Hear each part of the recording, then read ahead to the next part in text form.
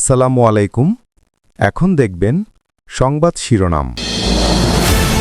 আমাদের নিজ দেশে ভারতকে ভূপায়িত করার মতো আনন্দ আর দ্বিতীয়টা হতে পারে না। বাংলাদেশ টিম ইন্ডিয়ার চেয়ে অনেক শক্তিশালী, সেটা আজকে প্রমাণ হলো।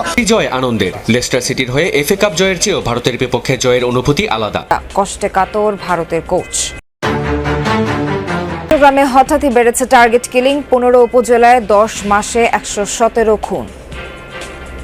টার্গেট কিলিংগুলো বন্ধে আরো উন্নততর প্রযুক্তি ব্যবহার করা হবে। রাজনৈতিক মেরুকরণের কারণে ঘটনাগুলো ঘটছে বলে আমাদেরও উপলব্ধি। এত দুর্বলতা দিয়ে, এত নরম মোলায়েম ভাষা দিয়ে অস্ত্রধারীদের থেকে কি অস্ত্র উদ্ধার করা যাবে? খুলনায় একই পরিবারের 3 জনকে হত্যার কারণ এখনো অজানা। ভিতরে মরা ওই মুরগির খোপের দ্বারে হাত দাগান না ওনারে মারিয়ালাই ঠিক গেছে। অচিরেই আমরা এই প্রকৃত দোষীদের আইনের মুখোমুখি করতে সমর্থ হব। আমাদের চেষ্টা অব্যাহত আছে। আশুলিয়ায় গুলি করে ও পুড়িয়ে 6 জনকে হত্যার স্মৃতি এখনো বয়ে বেড়াচ্ছেন জুলাই শহীদ পরিবারের সদস্যরা। শেখ হাসিনাকে ফিরিয়ে দ্রুত ফাঁসির আদেশ কার্যকরের দাবি। সকলের আত্মা এই রায় শুনে অত্যন্ত সন্তুষ্ট হয়েছে। দেশের মানুষও চেয়েছে যে না, এটা এরকম ধরনের একটা সন্তুষ্টিমূলকভাবে একটা রায় হোক। হাসিনার যে সর্বোচ্চ শাস্তি হয়েছে, এটা মহান আল্লাহ তাআলার দরবারে তখনই শুকরিয়া জানিয়েছি। 22 বছরের প্রতীক্ষার অবসান হলো জাতীয় স্টেডিয়ামে। মোরসালিনের একমাত্র গোলে ভারতকে হারালো হামজার বাংলাদেশ। 11 মিনিটে রাকিবের বাড়ানো বলে স্বাগতিকদের লিড এনে দেন মোরসালিন, আর তাতেই দেশের জার্সিতে প্রথম জয়ের উল্লাসে মাতেন সুমিত জয়েনরা। 5 পয়েন্ট নিয়ে এশিয়ান কাপ বাছাইয়ে ভারতের উপরে 3 নম্বরে এখন লাল সবুজের দল। বলছিলেন তার একটা আফসোস এখন পর্যন্ত। যোগ করা 6 মিনিটের শেষ রুদ্ধশ্বাস জাতীয় স্টেডিয়ামে। 1-0-তে তখনও এগিয়ে বাংলাদেশ। শেষ গল্পে উল্লাসে মাতার অপেক্ষায় লাল সবুজের 24,000 দর্শক। অবশেষে বাজলো শেষের বাঁশি। 2003-এর সাফ সেমিফাইনালের 22 বছর পর হামজা মুরসালিনরা লিখলেন ভারত বধের মহাকাব্য। ফুটবল ম্যাচ মানেই তার উপস্থিতি। ম্যাচ শুরুর পর মিনিট 10 বাংলাদেশের অর্ধেই ছিল বল, তবে তেমন কোনো সুযোগ তৈরি করতে পারেনি ভারত। উল্টো 11 মিনিটে রাকিবের বাড়ানো পাস থেকে গতিময় ফিনিশিংয়ে জালের দেখা পান মোরসালিন। 31 মিনিটে গোলকিপার মিতুল মারমার ভুলে গোল প্রায় খেয়েই বসেছিল বাংলাদেশ। তবে এবারও ত্রাতা হয়ে গোলরক্ষকের ভূমিকাটা পালন করেন হামজা চৌধুরী। ভারতীয় খেলোয়াড়ের ক্রস হেড করে ক্লিয়ার করেন হামজা। খানিক বাদেই মাঠে উত্তেজনা। তপু বর্মনের সঙ্গে ভারতের বিক্রমের সংঘর্ষে উত্তেজনা পৌঁছায় চরমে। তপু ও বিক্রম দুজনকেই হলুদ কার্ড দেখান রেফারি। সব পেরিয়ে 1-0 গোলে এগিয়ে থেকে বিরতিতে যায় হামজা সমিত্রা। দ্বিতীয়ার্ধের শুরুতেই 2 বার গোল শোধের খুব কাছে গিয়েও ব্যর্থ হয় ভারত। মোরসালিন ও জায়ানের বদলি হয়ে নামেন ইমন ও তাজউদ্দিন। গোল শোধে মরিয়া হয়ে একের পর এক আক্রমণ শানালেও শেষ রক্ষা হয় স্বাগতিকদের। 78 মিনিটে তপু বর্মনের পেনাল্টি বক্সের বাইরে থেকে নেওয়া দুর্বল শট ফিরিয়ে দেন ভারতের গোলরক্ষক। 83 মিনিটে বল ক্লিয়ার করতে গিয়ে ভারতের এক ডিফেন্ডারের হাতে পেছনের দিকে লেগেছিল বল। বাংলাদেশের খেলোয়াড়দের পেনাল্টির সেই দাবিতে কান দেননি রেফারি। তাতে কি ফুটবল বিধাতা এবার অন্তত আর হতাশ করেনি লাল সবুজের দেশকে। ঘরের মাঠে ভারতের বিপক্ষে ঝয়খরা কাটায় আনন্দে ভেসেছে বাংলাদেশের ফুটবল ভক্তরা।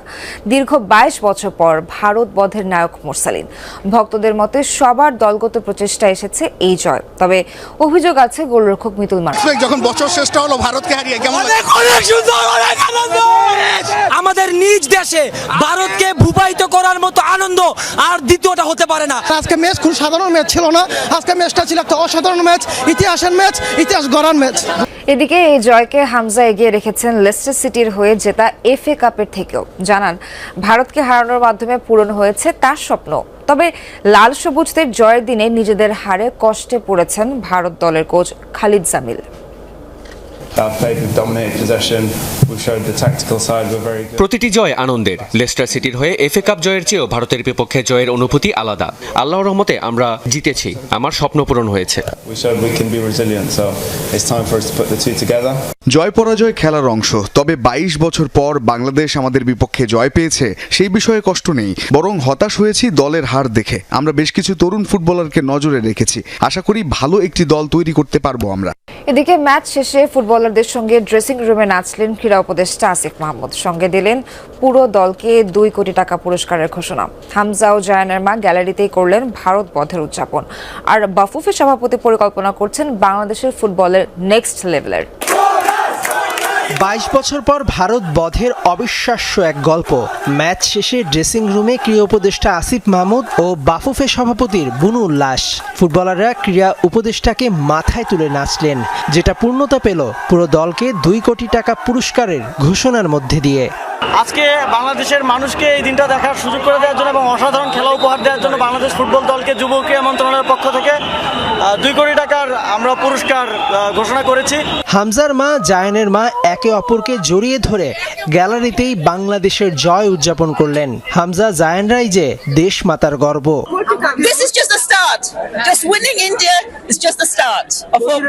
আমি কখনোই জিজ্ঞেস করি নাই, এই ফার্স্ট আমি ওকে জিজ্ঞেস করেছিলাম, বাবা আমরা কি জিতবো? তো ও আমাকে বলেছিল ইনশাআল্লাহ মা জিতবো।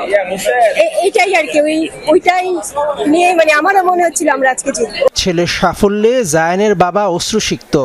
আজকের ইমোশনটা ইজ ডিফারেন্ট। চোখ দিয়ে আমার of course that's the only way আমি আমার অনুভূতিটা প্রকাশ করতে পারবো, যেটা হচ্ছে tears. So very emotional and very proud moments as well, not for only Zayan, for Bangladesh team and for the nations as well. Bafufe সভাপতি তাবিদ আওয়াল এবার নেক্সট লেভেল নিয়ে ভাবছেন। আমাদের বছরটা ভালোভাবে শেষ হয়েছে, আমি ক্ষমা চেয়ে নিচ্ছি যে আমরা এশিয়ান কোয়ালিফাই করতে পারি নাই, আর আমাদের লক্ষ্যমাত্রা থাকবে যদি কোনোভাবে সেকেন্ড পজিশন নিতে পারি আমাদের গ্রুপে, সেটা এখন আমাদের মূল টার্গেট, যেটা আমরা আগামীতে আমরা কাজ করব। Amazing. This is the Bangladesh we want to see. ভারতের নানা দাদাগিরির জবাবটা মাঠে দেওয়ার রেশ থাকবে আগামী আরও কয়েকটা দিন। হঠাৎ করে টার্গেট কিলিং বেড়েছে চট্টগ্রামে। ব্যবহৃত হচ্ছে ভাড়াটে কিলাররা। শুধুমাত্র চট্টগ্রাম জেলার 15 উপজেলায় 10 মাসে হত্যাকাণ্ড ঘটেছে 117টি। এর মধ্যে 21টি রাজনৈতিক। সবচেয়ে বেশি হত্যাকাণ্ড ঘটেছে রাউজানে। জেলার পরিস্থিতির অবনতির জন্য আইনশৃঙ্খলা রক্ষাকারী বাহিনীর দুর্বল ভূমিকাকে দুষছেন বিশ্লেষকরা। গত 25 অক্টোবর রাউজানের চারাবরতলে স্ত্রী সন্তানের সামনে দুর্বৃত্তদের গুলিতে খুন হন যুবদল কর্মী আলমগীর।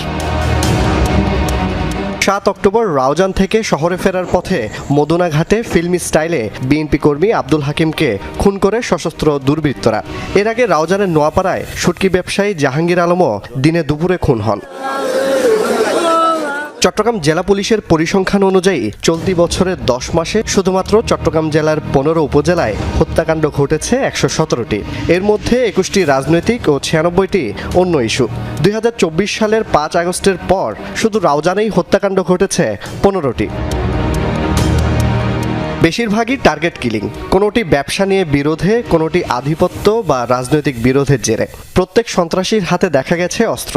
রায়হান সহ কয়েকজন তালিকাভুক্ত সন্ত্রাসীর নাম বারবার এলেও তারা এখনও অধরা। টার্গেট কিলিংগুলো বন্ধে আরও উন্নততর প্রযুক্তি ব্যবহার করা হবে। আমরা আশা করি এদেরকে দৃষ্টান্তমূলক শাস্তির আওতায় যদি আনতে পারি, সেক্ষেত্রে এই কিলিংটা আস্তে আস্তে বন্ধ হয়ে যাবে।